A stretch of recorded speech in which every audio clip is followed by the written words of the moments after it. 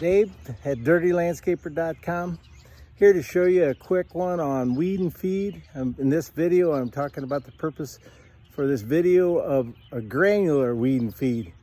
So pay attention to these tips here, hope they help you. Talking about weed and feed, as you can see, I've showed a bag of the Weed Out by Fertilome. I'm a Fertilome guy, I like their product. You can see my hopper's already full. Obviously I have a high dollar spreader, but you can use any rotary spreader. Drop spreaders are okay, I don't like drops.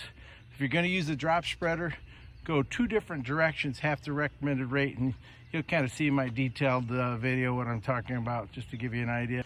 But see how it's got this chute on it? This is called a deflector chute. And see how it blocks the propeller? So I can go around the perimeter of a sidewalk or an area or a flower bed that I don't want to get fertilizer in. And that's the advantage of that. As you can see, I'll show you. You can take it up and down, and then that way you get your full broadcast spreader. What I'm trying to do is get the weed and feed, we're talking granular weed and feed, to stick on top of the weeds. So, you know, you want the grass to be a little taller and longer than normal, so you wouldn't have mowed it, but you want a lot of surface. Let me show you over here. See the dandelions?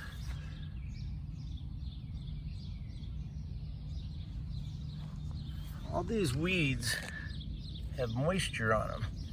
So when I put down the dry granular, it will stick to them, but you can see the dew. It's a perfect cool morning. One of the reasons we want to do it early in the morning is so that the weed killer part of the weed and feed will stick to the grass plant and the weed. Now, we don't care if it sticks to the grass because that's the fertilizer and it won't hurt it.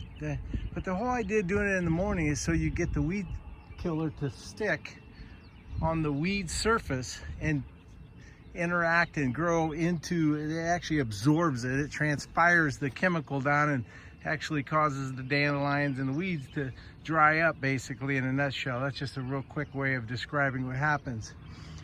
But I can't emphasize, if the grass isn't wet and you're not coming out with wet boots, damp from the dew, it's probably too dry. I always do it early in the morning when it's cool out, still in the season.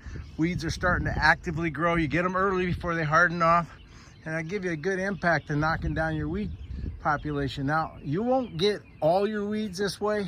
You might have to do a little liquid spot weed and feed. I always just see what I get after about 2 or 3 mowings.